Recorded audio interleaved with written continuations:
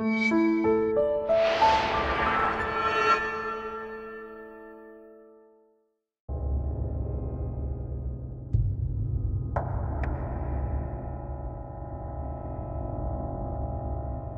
everyone, I'm Captain Logan. And I'm Eric. And today Eric made me watch Buckaroo Banzai. The Adventures of Buckaroo Banzai across the eighth dimension. Which is funny because it's not exactly it's more across around the eighth dimension. It's more here with the 8th dimension coming into play and then things from the 10th planet in the 8th dimension coming to us, but I'm doing your job. So Eric has been threatening me with this movie for months and months now. This was, as we said last time, intended to be the second film I made you watch. That's right, and part of the reason he wanted to do that was to show it to Jason, and unfortunately, Jason didn't actually watch this with us, but now that I've seen it, I think we might show it to him. I think that could be... Yeah, I also wanted you to watch it before. That's fair. Make a judgment call. It gets to some kind of adult places, but it's not super raunchy or anything. There's like a couple of things here and there. It's an 80s movie. Yeah, certainly. But anyway, and the reason that Eric thought that it would have been funny for my kid to see it was because it's insane. And he wanted to see a 6- or 7-year-old try to explain this to anyone, and it might be amusing watching us attempting to do that as well. So, Eric, that's your job. You get to try to give us a little bit of a plot synopsis on this. We should probably start off by saying that this is a cult classic sci-fi thing that I don't hear come up very often. Cult, rock and roll sci-fi destined to blow your mind. Yeah, but like, let's not take too much stock in the box, because the back of the box also calls it a cult ride into an imaginative future, and I don't think this is futuristic. It seems like a really bizarre heightened alternate present in which the entire world revolves around this sort of superhero guy who this almost qualifies as a superhero film. Yeah, I think so. I think, but this guy, and I'm not promising anything. I can't wait for the rewatch. I'm not promising anything, but I think this nearly qualifies. And it's really funny that it's Peter Weller, because I had to make an argument for RoboCop, and a lot of people disagree with me. And if folks familiar with this, leave your comments. Let me know if you agree with that. But I think it nearly, if not totally, qualifies. Well, he's Buckaroo Banzai himself is certainly somewhat of a riff on Doc Savage. Doc Savage was a Renaissance man, the master of all things. Yeah, jack of all trades. That's how I would have described this guy. Surrounds himself with the Fabulous Five, who are the 5 like best people in their field. And he has the Hong Kong Cavaliers. And that is kind of what this guy does, isn't it? Yeah, no, there's definitely some Doc Savage, and Doc Savage is certainly, I think, qualifies as a superhero. Oh, and so the group of people that he surrounds himself with have a name? Yeah, they're the Hong Kong Cavaliers. Okay, I didn't pick up on that. There's a lot I'm sure I didn't pick up on a first viewing and a late night viewing, so thanks a lot for that. It's my birthday. This is a bizarre thing. Well, it's not now. Half hour passed. Happy birthday. This is a real bizarre thing to watch late at night and then have to try to talk about. But anyway. I also think Sarah would enjoy this movie. Oh, I think so too, yeah. And I was going to save this for later, but this is a lot in common with Captain Invincible. Yes, it does. It's very much in that vein, I think. And it's around the same year, right? Yeah, well, it's certainly made around the same time. Because remember, Captain Invincible was released here later like than it was in Australia and I think other places. So, yeah. But what I was going to say is Buckaroo Banzai is a... like we said, jack of all trades. So he's a rock star and a brain surgeon and a master swordsman, among and he's other things. He's a rocket scientist. And he's a rocket scientist, which is important because that's how he breaks the dimensional barrier and manages at the beginning to go through a mountain. But sort of. But anyway, so but if you destroyed that mountain, you would not find this. So, I think he kind of qualifies as a superhero because it certainly isn't, like, his job to save the world or anything. He just kind of does it. Yeah, and like a lot of superheroes, and I guess you could make this argument for heroes of many types, like, once again, the world revolves around him. There are comic books of him in this film. Yeah, so, like, the film itself seems to be sort of making that case. Not that comics are always only about superheroes, but that formula is here, too. I mean, you've got the girlfriend that gets kidnapped at the end that he's got to go save. You have death traps. Yeah, you have a very comic book type villain. We go up against, in comics, Hitler and Hitler types all the time. We have that here, and it's very much satirizing and built around whatever the modern dilemmas of the time are, and making fun of things from before, but certainly there's a lot of Cold War here, and that's a science fiction thing, but it's also kind of a superhero thing. So I don't know, I think the case for superhero comedy could certainly be made here. But anyway, what do you want to say about the plot before we start discussing our feelings and specifically my first viewing of this just absolute bizarre film? Go ahead. So Buckaroo Banzai is a rock star, master swordsman, brain scientist, rocket scientist, and he breaches the 8th dimension, which is essentially the space between spaces. I think. I'm pretty sure it's the space between spaces. It exists on a simultaneous plane with ours, and is in between our atoms, I believe. Oh, is that the idea? Okay. Yeah, when he's explaining the rock, parallel universe. Well, when he's talking about the usually rock, when you say 8th dimension or some other number of dimension, I'm reminded of the sci-fi like sci-fi serial parody in Voyager with Dr. Chaotica, who's like there's a hologram, there's a holographic program we play of those things in a few episodes of Voyager, and there's this bit where he's like, everyone knows there are only 5 dimensions, and usually we don't mean parallel, we mean like you have the 4, we have 4 dimensions, and then there are more than 4 dimensions. Yeah, so I think the 8th dimension Captain is a further dimension within ours. That's kind of how he explains it when he's talking about the rock, where he's like of all of the like atoms and protons and electrons, it only occupies like 1 trillionth of the actual space, and like, but there's so much space in between. It's kind of a love letter and satire to pulps and serials and that kind of a thing. It's also just goofy 50s sci-fi B movies. Yeah, it's also incredibly hip and modern for 1984. Yeah. The plot involves yeah, it's important to note that this is pre-MTV. Yeah. And it's tough to imagine that as you're watching it. This feels like a real MTV-derived kind of thing. So the villain of the piece is Emilio... Or just around MTV. Does MTV go back as far as 1984? I don't know. I'm not sure when MTV starts. I know the first song they played, it's right around the earliest days of those kinds of things. Yeah. So the villain is Emilio Lizardo, who is a scientist. Thank you, and Gesundheit. Who is a scientist who previously, I believe in the 50s, attempted to break the dimensional barrier and got an evil alien stuck in his brain who is John something. John something, I can't remember what his last name is. Yeah, that one I don't remember right off. It's John one of them. There's because we hear him talk to other aliens more often than we hear them say his name. And he's also referred to as Emilio Lizardo, so he has 2 names that he's referred to by. Well, that's because he's 2 different characters. Yeah. And so... Everybody keeping up so far?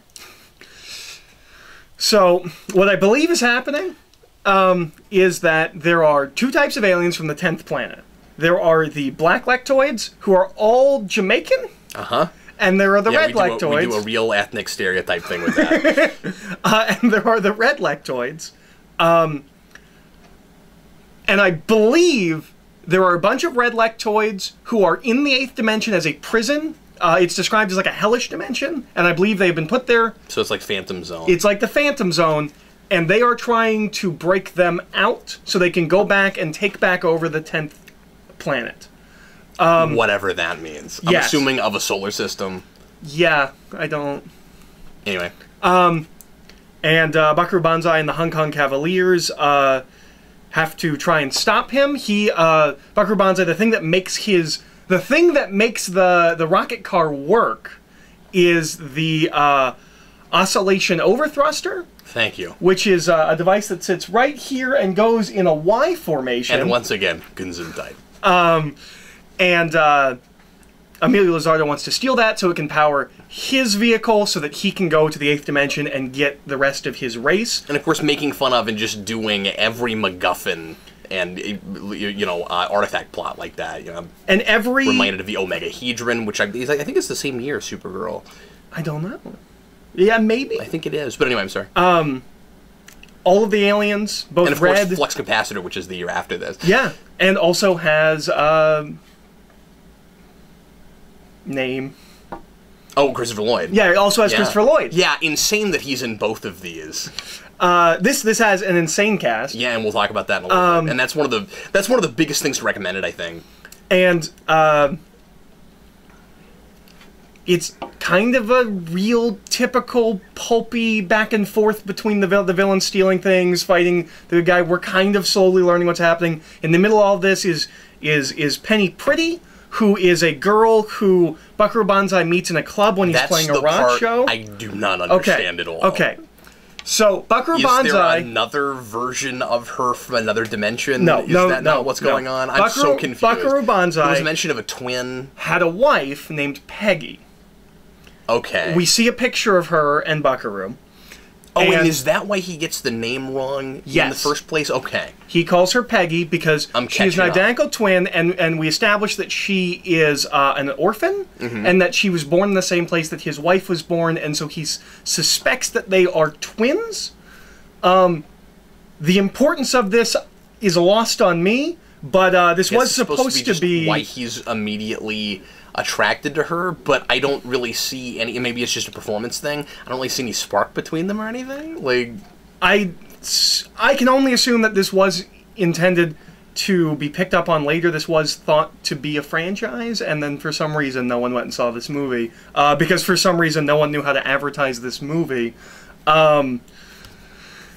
This is harder to sell than a movie about an old guy with a house that flies with balloons. I don't know how you sell this movie. I don't know how you sell this movie. And it's a big... It's one of those movies that I think borderlines on being a completely straight absurd film and a genuine comedy. Yeah.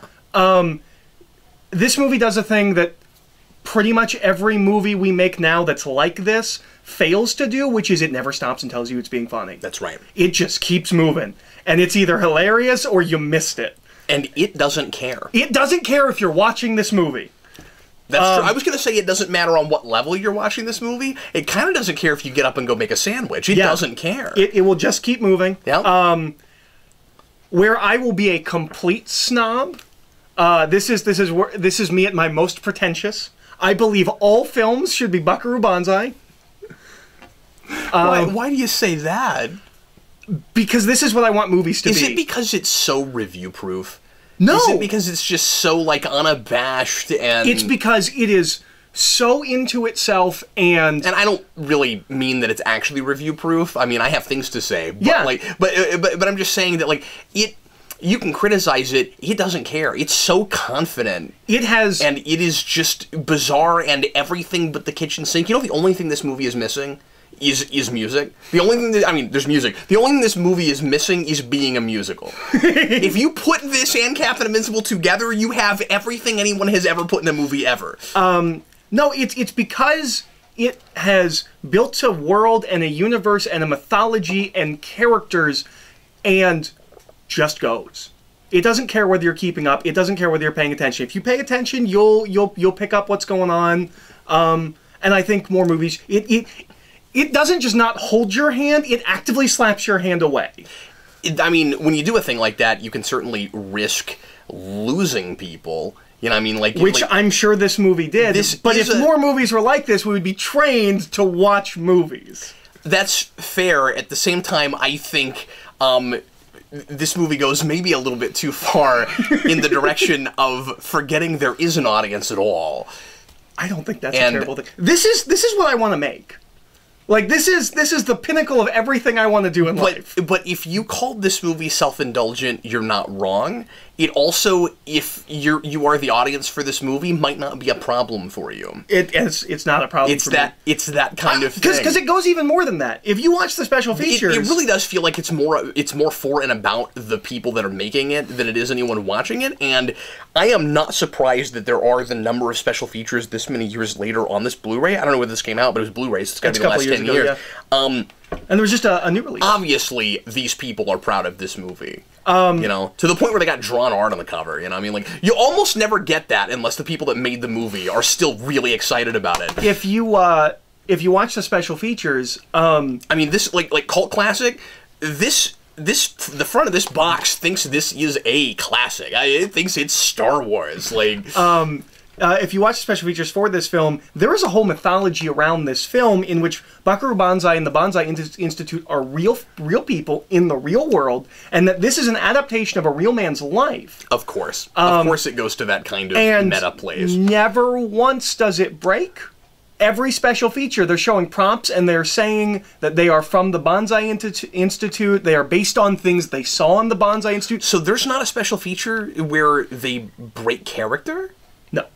Anywhere, even the commentary? The commentary has the director of the film and the writer of the film, but the writer of the film claims to be one of the characters in the film who is the chronicler of Buckaroo Banzai. And you pointed out who he was, yep. And he hardly ever pops up. And he never breaks character in the commentary. No, he's throughout the film a little bit. Okay. He doesn't go on the adventure. And if you read the novelization, which I've not done, but I intend to at some point, it is written from... his name is Reno. He is written from Reno's perspective because he's the chronicler of Buckaroo Banzai, and the writer considers him to be his insert character. And so on the commentary track, he is playing that character. And talking... like, they talk about how close it is to real life. They ask if Peter Weller looks anything like Buckaroo Banzai, and he says no, except for the hair and the eyes. No, this movie is so involved in itself, and here's the thing. And it's really funny that this many years later, it's still doing all this. I mean, that's not stuff they shot before, right? I don't know when the commentary was made, because it could have been made for the DVD release and then put on here, but I don't think so, because I'm pretty sure I bought the Blu-ray because it had these Even special still, features. though, it's not like they made that stuff in the 80s or in the 90s, and of course, why would you at that point? You wouldn't have any place to put it. It's not going to go on a VHS tape. It is, and here's the thing is, it's completely absurd, and at some points, borderline doesn't make sense. Yeah. I guarantee you they understand everything. Yeah. They know what everything means and what everything does, and I really appreciate that, and I wish more movies were like this. Now, that's true. To be fair, it bombed, and most people will not understand this movie or appreciate this film, but this is what I want out of films. This is everything that the past 10 years of trying to be like quirky 80s movies is trying to be and failing at. And a lot of those probably haven't seen this. Yeah. If you made this movie tomorrow, you'd think it was a brilliant 80s throwback. That's absolutely right. If you started putting it on TV, people would be like, where has this been? Yeah. Maybe it's been on TV, but I doubt a lot. What did you think of The Adventures of Buckaroo Banzai Across the Eighth Dimension? First of all, let me say that I wish I'd watched this a long time ago, because there are, as we alluded to earlier... I wish I'd watched this as a kid. Yeah, and I was just going to say, as we alluded to earlier, so many actors I love that are in this movie and before anybody knew who they were, with, I guess, the exception of Christopher Lloyd, because... he was on Taxi. He was already... Well, yeah, and he had already done quite a bit of character acting, and then, like... Just after, it's really interesting how he and even, I would say a lot of this cast actually, not only is this just before their big heyday and everyone knowing who they are, including Weller, including Lithgow, but these, and even Jeff Goldblum. The Fly, I think, has probably happened. Because wasn't that... It might come out before this movie comes out, but I would guess, given his role in the film, it's probably shot before that, or it's probably shot before that movie comes out. Before anybody I don't think he's any kind of star yet. Yeah. He's just in this movie. He's not there for like the first half of the film. But the point I was going to make is, it's weirdly just before everybody's careers take off, like right before, and especially Christopher Lloyd. I mean, the very next year you're going to have, you're going to have Back to the Future, and he's not even the lead villain. Yeah, that's right. He's the right hand man. He's John Big Boutte, who hilariously gets shot at the end. It's really funny. But he's gonna have Back to the Future, and he's gonna have I guess by now Star Trek 3 hasn't even come out. I mean that's on its way. Okay. Because this is 84, Wrath of Khan was 82. And then of course he's gonna have Roger Rabbit here in a little bit, but yeah, it's really fun getting to see some of these people before anybody knew who they were. So now it's a really massive all-star It's cast. a baby Clancy Brown. For people who know who he is, because he's at this point, I think he's probably better known as a voice actor than he is an actor. Yeah, but, that's true. I know him mostly from Highlander as an actor, and he's still on screen all the time. Yeah, he's in The Flash. Yeah. He shows up as but now he's typecast. Yeah, this is one of the few times I've ever seen him. He's always a military guy now. This is one of the few times I've ever seen him play a good guy. Yeah. He's also in Carnival, and not that he's in a ton of this. But... what's that one movie? John Dies at the End. He's in John Dies at the End, which this reminded me of a little bit, and just because it's so absurd and all over the place and breaks all the rules, and I mean like you know I had that quote running through my head the whole time I was watching this from Field of Dreams. Rules. There are no rules here. Yeah, but I think there are rules, and they know what the rules are. We don't know. I guess what I mean is, yeah, sure, but they are their own. Well, I was going to say, speaking of John... They are not interested in modern convention. Or they are. They want to ape it and play with it and screw around with it. Speaking of John Dies at the End, originally this was going to be a Netflix roulette. Okay. And then that show stopped happening, and I just watched it. And I've watched it a couple times since. So yeah, originally we were going to go into this movie cold, both of us. Yeah, I have to keep reminding. Yeah, which would have been really fun, also. But yeah, I have to keep reminding myself that you have seen this recently for the first time because relatively a year or two, yeah. Because this feels like a very you kind of movie, as you were suggesting earlier, and like you should have grown up with this, or at the very least, had it in the back of your mind, as an adult watching things. The big negative thing I'll say is I wish I had watched it in 2 sittings. About halfway to 2/3 through, I was exhausted watching this movie. It's throwing so much at you. It's a real ADD kind of thing. Like it jumps scene to scene constantly. You needed at the very least I needed an intermission. Yeah, that's what I'm trying. That's what I'm looking for. Absolutely. But man, if I had been, and it could happen down the road, folks, but if I had been watching this for a rewind, I would have had to have stopped for a day or two and let what I had seen sink in.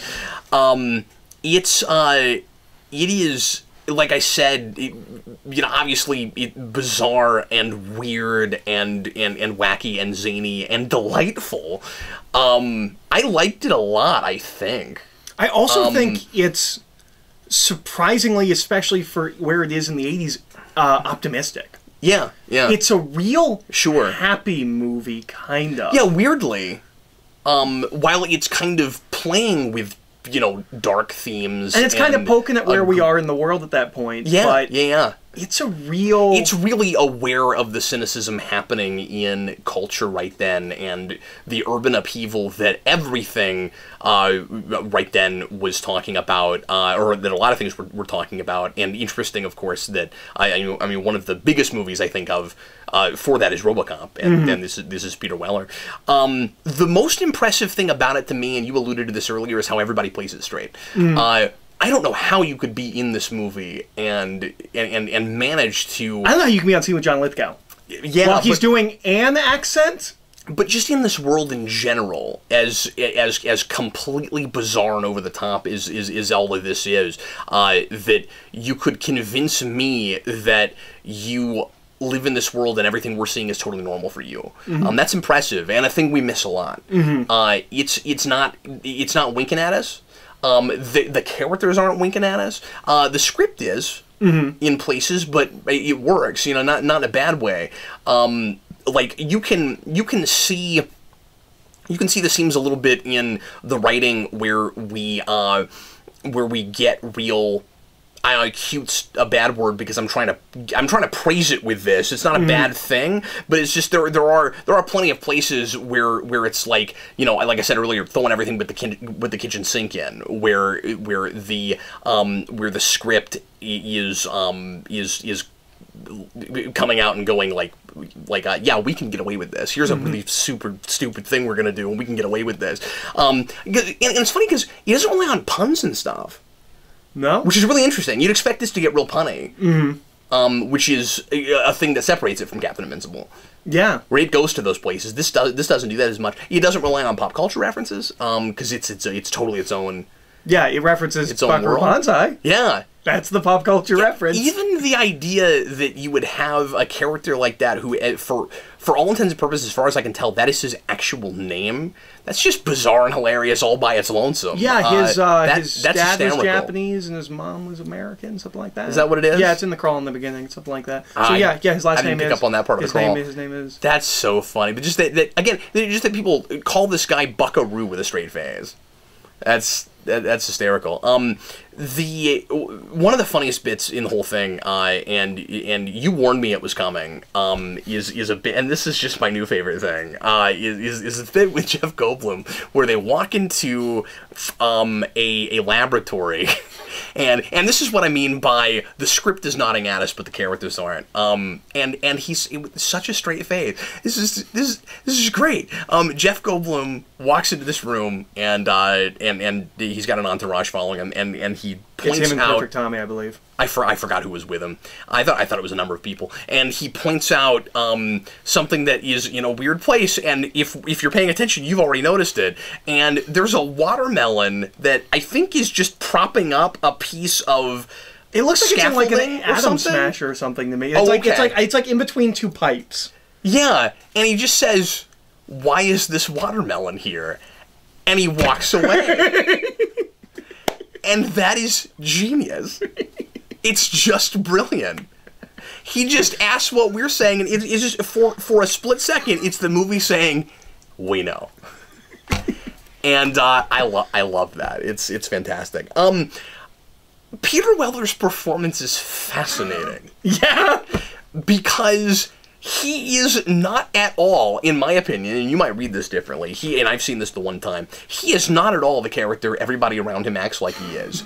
And I can't decide if that's on purpose or not. I think it is. You would expect him to be like a gallant swashbuckler type. You know, you would expect him to be Errol Flynn. And he's not at all. He's Peter Weller. He's just Peter Weller. He is Peter Weller, the cop, before he becomes RoboCop. There's no difference in his performance whatsoever. We discover he has range in RoboCop because he can be a machine. But watching this movie, he's understated. He's nonchalant. This guy doesn't look or act like a rock star or a scientist or anything. He has no charisma. And I want to believe that's the joke. And if it's not, it totally works for this material. It's really strange, but he is not at all what everyone around him is acting like he is. One of my favorite bits is at the concert when he stops it because she's crying. Yeah. And he's just like, is there anybody out there not having a good time? When he said that, I thought we were going to find out he had some kind of superpower or something. I thought he, like, picked it out of the crowd. I think he's just really perceptive. Is that what it is? I think that's what it is. That's such a perfectly worded line. Is anyone out there not having a good time? Because in a crowd, you're not going to hear that. You're just going to hear what everyone always says. Are you having a good time? Yeah. And everyone's like, yeah. And he's like, no, seriously. And then the rest of his band goes, what's going on? Yeah. What's he doing? This is weird. Yeah, that was the best bit in that scene where one of the band members, when he starts asking her questions and he's trying to make her feel better, he's just, this is weird. Those are my favorite bits in this movie, is when it comes out and says how weird it is, but no one else in the movie really is picking up on it. And it's often not even the weirdest things in the film. No, that's yeah, that's what's great about it. He's really understated and Peter Wellery. I think it works. I don't know. Because I don't know a great deal about Peter Weller. Do you think that he sees himself as above this material, or does he get it? I want to believe he gets it. Yeah. I don't know. I want to say he's talked well of this film, but I can't remember. And I'd love to go look. I know John Lithgow loves this movie and would come back and do the sequel tomorrow. Yeah, of course he would. I mean, he was clearly having a ball with that role. When he said he would have been the villain of the second film, who is a completely different character. That would have been so funny. It's like Zhao Han or something like that. And that's exactly the kind of thing that this, if it was a franchise, would do. He's like an evil Chinese warlord that runs all of the... Because the World Crime League is literally all of the crime in the world. All of the crime. Would have been run by John Lithgow as Hao Zhan. That would have been hysterical. I love that he's the evil Hitler-type despot, and the actor's name is John, and all I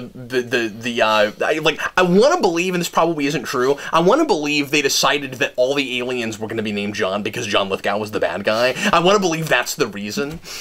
I love that he's giving his, like, stirring Nazi speech, and no one cares. Yeah. Like, you keep cutting to his minions, and they're like, yeah, we know. That's another of my favorite lines in the movie, where he's doing that speech and he's making everyone repeat what he's saying, and he says, "And when? Real soon." There's a lot of my sensibilities in the comedy in this movie, and then a lot of things that aren't me at all. Yeah, I actually wasn't sure how you'd react to this film. It's sort of like Bruce Wayne in 1989 talking about his mansion. Some of it is very much him, and some of it is not him at all. The dining room is definitely not him. Yeah, no, and I didn't. I thought there was a potential that you would be bored out of your mind watching this movie. Yeah, and like I said, I got a little bit impatient in the second half, but I think it was just because it's throwing so much at you. Mm-hmm. And I was struggling a little bit to keep it all straight. It's the kind of thing where I knew I was going to need a second or third viewing, and I wanted to just skip the second viewing. Okay, can we start the movie over again? I just want to make sure I got clear everything in that first half. Seems like one of those things I'm going to need to roll back a couple of times. It's like practicing for a roll. Let me catch up to this part, and then go back, do all that again, and then move forward. But there's this film has such a swagger and a confidence. Yeah. And I think it believes in you. I think it believes that you can keep up. Or it doesn't care. Yeah, but I think it believes you can keep up. I legitimately think that this film believes. I also think if you try, so easy to.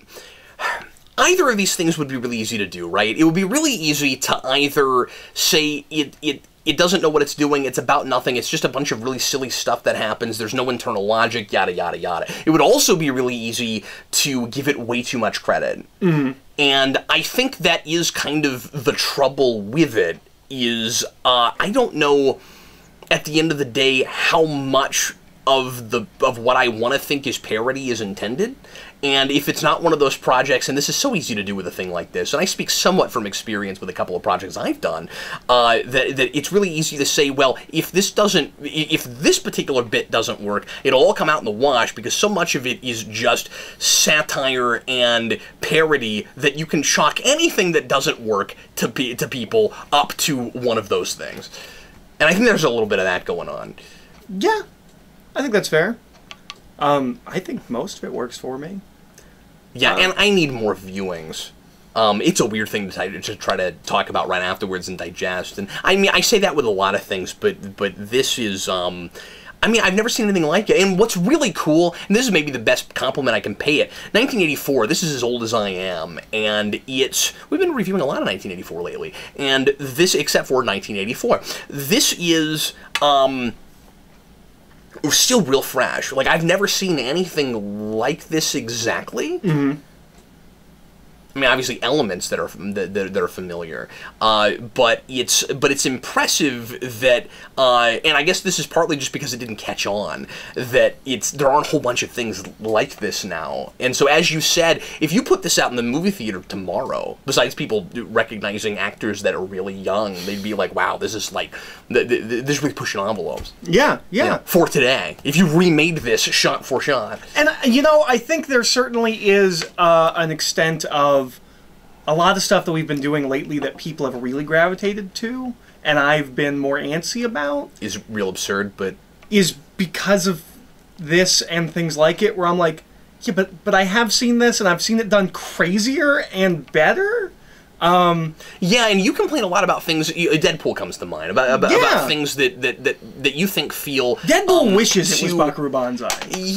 Sort of, kind of, but that movie also wants to be more straightforward than this, right? But I know that you felt like that movie, and we talked about this when we did Marvel Mania. That Deadpool, and this is just an example, is a movie that doesn't go as far as it could and feels a little bit reined in.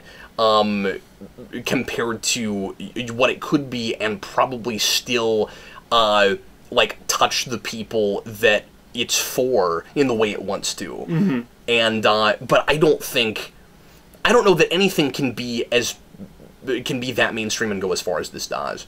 Well, and, I mean, I'm a big proponent of not caring about the mainstream. Well, no, absolutely. I believe you should make your product and hope that there are people that like it, and I know that doesn't make sense when you're investing $250 million into your movie, but I'm very much art before anything, and this movie is art before anything. Yeah, well, and I am as well, but at the same time, I get the business side of it, and I also would hate for Hollywood to have too much of an anything goes mentality, where I want something to latch onto. You know what I mean? I don't think it to be as absurd as this. Yeah, but I love. Well, I don't mind the absurdity. It's just having something that is as self-indulgent as this, as unstraightforward as this is. Like, I don't think everything should be Captain Invincible. I love the depth of the universe. I love that this is an adventure in many adventures and keep up. Yeah, sure. More superhero films should be like that. Well, yeah, we don't need an origin story. You can just jump in, things exist, go. Pay attention to the movie you're watching. The worry I have about too many comedies, or like drama, and I don't know if that this would fit. This is that, not a drama, but I think it's slightly not a comedy. I don't know. Like, I don't think this is completely, like I said, I think for the characters involved, it's not. Yeah, I think it's on that line of. There's certainly comedies where the characters know it's a comedy. Like straightforward absurdity in comedy, like it's right there. Yeah. Yeah, but what I was going to say is, I don't know that you want too many things to go as far as this does, because the charm of that wears off real quick. Yeah, well, you know, I mean, part of the reason that this is, and maybe this is an awful and even obvious kind of argument to make, but as soon as you don't have a mainstream, a thing like this is not special. Well, it's the embarrassment of riches thing, but right? Then like, at the same time, the moment everything becomes this, I'm like, can't we just have a movie where I don't have to constantly pay attention? That's exactly right. Remember when we used to make movies where you could just lay back and enjoy it? Well, and I don't, and with what I just said, I don't want to use that to justify formula and to justify everything being the same. But a lot of what's fun about this is the rules that it breaks and the formula it's both doing and making fun of, which is part of what I love about things like this and Captain Invincible and stuff. So you wouldn't have that if too many things that are supposed to be for an accessible to a general audience did that kind of thing. What I think is interesting is that I think this movie is actually... You can be more straightforward and not insult an audience and not hold their hand too much, certainly. Yeah. And I'm not saying this should necessarily be more straightforward, because it should be exactly what it wants to be. Well, and this movie's so anti-hand-holding. Like, yeah. Like, if these people ran the Marvel Universe, you wouldn't have to slowly ease in through Phase 1. We would have done something like Guardians as, like, our third movie. Yeah, sure. No, what I think is interesting is... And we wouldn't have needed Guardians to get popular before we tried that. Yeah, absolutely. But it's... And this is we should say, a really good example of someone just making what they like and hoping there's somebody out there. Yeah. And there's some people And I say all the time we need to do more of that. And again, I think you can do that in a more mainstream film, but this is an extreme of that I would love to see other filmmakers kind of latch onto. And we're still talking about this. Be inspired by. A year or two ago, Kevin Smith announced that he was going to be making a TV show. And I was going to mention that, because you told me about that, and now that I've seen it, it's too bad that that's fallen through. Because he would have been perfect for that, I think. And he loves the film. I heard a podcast where he talked about the film and just on and on about, like, obsessed with it as when he was like 14. I haven't seen this. I'm not saying this is a great movie or anything, but the guy who made Tusk, it makes perfect sense to take on something like this. And he wanted to redo this movie as a season, and then the second season would be World Crime League, and then, you know, wherever you went from there. You would want to redo it. At the same time, I think this is such a weird thing, and its relationship with reality is so strange that I think it would make perfect sense if he found some way to make reference to or homage the original product too. But this is all moot because it's not happening now. Yeah, there were some legal problems. I could never get a clear indication someone sued someone. It was either the makers of this movie sued the studio or the studio sued the makers of this movie. I can't remember exactly which. Something happened. And so it fell apart. Kevin Smith has exited the project, but the project itself is in limbo. Okay. It might someday. It was supposed to be an Amazon show, which is the perfect place for it. That and Netflix. Yeah, it really is. Although I couldn't imagine an 8 to 12 episode show based on this being binged. No. I have a hard time binging the film. But I think Amazon would be great because The Tick is getting a season, and this is very much in that wheelhouse. But one of the things I would love to see Amazon or a place like that become a place for the weird, off the beaten path kinds of things. That's the place, unless the BBC finally does another one, that you would want something like that. You would want Hitchhiker to be redone as a miniseries, which I've been real clamoring for lately. I think that needs to happen. One of the things I think is interesting about this film, and why I don't know if this film would play as much. I just want to see the restaurant at the end of the universe with money. Okay, that's all I want. For a more modern audience is, you know, you talk about it's playing with conventions. It's not playing with modern conventions. It is not. What this is satiring is not actually what is now the traditional formula. We've talked before about how everything has to be a superhero movie, whether it started that way or not. Yeah, that's right. That is not the formula this is doing. This is going off of 50s serials and adventure films and things like that into the 60s. It's actually a very different formula than what we now associate with the standard movie formula. Yeah, that's true. It is satirizing a formula that was already showing up certainly in plenty of other media, but not so much movies. It was affecting action movies, but you didn't have the superhero thing as much. You're absolutely right. Now, we should be careful because it's not like it's just making fun of 50s movies and stuff. It's certainly, as I said earlier, satirizing plenty of what was going on right then. Yeah. As far as events and there's some social commentary going on. Yeah, but plenty of that. Like a lot of comedies at this point that want to poke fun at Cold War politics and any of that stuff. There's a little bit of Dr. Strangelove there. We once again we had that with Captain Frank Miller wishes he came up with the idea of the president in The Big Thing. Yes, he does. that was hysterical, especially and that's the best example in the movie, I think, of people playing it straight, because that is such a goofball situation. And when he's in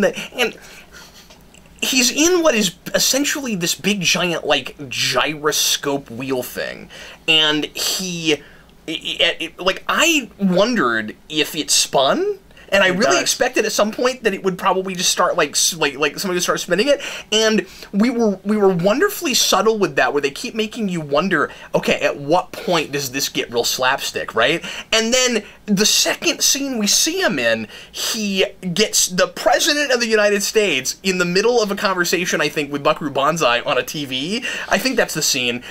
He ends up like stuck down like laying this, down, and he's still like talking to his advisor. And his advisor just leans down and just and they just keep talking like nothing has happened and it's business as usual. And that is really weirdly, this is maybe not the right word, that is weirdly sophisticated physical comedy, I think. I was really impressed with that.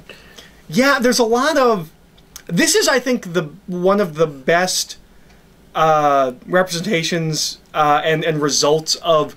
Clearly, this was like three people that were like, you know what would be funny? Yeah, that's right. You know what would be hilarious? Because as we've talked about before, Blade Trinity is a perfect example of this. Sometimes that goes horribly wrong. Yeah. I mean, that was also partially the franchise it was in and how tonally inconsistent it was. But like, this is clearly like the writer and the director had a very specific vision of what this was and what they thought would be hilarious in this movie. But at the same time, they try everything.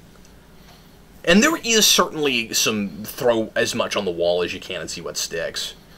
But it's also, as far as just as far as comedy goes, because I think there's a lot of there's kind of a wide band of comedy going on. Yeah. This is one of the most successful groin kicks I've ever seen. That is not usually a funny gag. It's funny in this movie. It's funny in this. Part of it's because of who it is. Yeah. It's Christopher Lloyd, and just the way he... And it's no nonsense Peter Weller. Never thought you'd hear me say this. Nobody takes a groin kick like Christopher Lloyd. Nobody. In an alien mask. I'd like to finally, because I think I've said everything I have to say, but I'd like to finally talk about eyewear in this movie. There is and once again a brilliant example of everyone playing it straight with the stupidest effing things on their faces. No one acknowledges how they're just like, what's going on? Here, use these. Not one person, and they play it up for comedy for hilarious. I mean, it's hilarious. How many people in a room are wearing it, and they just keep cutting to them, and everybody looks funny. And then more people come in the room. Yeah, and they all have them, and so it's kind of the 3D glasses thing, but it's not 3D, and that's got to be what we're making fun of there, at least to some degree, is the old 3D glasses. Well, and then that's hilarious, but then later we have the president and his staff. We just cut to them and they're wearing the glasses. Too. Yeah. Watching the message that Buckaroo had gotten. They look like they're made of bubble wrap. They look like the most uncomfortable thing in the world, and they take up more of the face than they need to, and the shape underneath the eye is so bizarre. It's like somebody cut it out from a mold and they didn't go along the dotted lines. But for every single one. Every single, and then they put that in a 3D printer and they just printed a bunch of those and gave them to people. It's great. Buckaroo Banzai has this fantastic, extremely conspicuous pair of eyeglasses that once again Peter Weller wears without breaking any kind of a smile or anything, and he does not know it's funny, and it's wonderful. And according to Abe, they're these really bright orange. Red. I think they're red. I saw orange. Okay. But they're these really bright red or orange, maybe red orange, glasses. Orange. And sure. Crayola, that's what you should call it now. You don't even need to take up as much space with red orange. Now we've what did you say? Roarange. Roarange. Like a bear roars? Roarange. Name your next kid. Right, yes. So that's what that color is now. Moving right along. Captain Eric solving the world's problem one Crayola crown at a time. But yeah, so he's got these orange glasses, and Eric told me that apparently the studio said that hated those glasses so much and said that they could only put them in 3 scenes.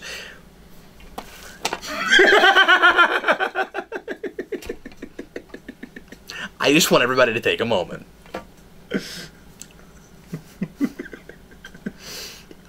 This movie, the orange glasses, were too far. That was what was going too far. Did you look at the script? Did you know what you were making? Only 3, and I want to believe that was the only note.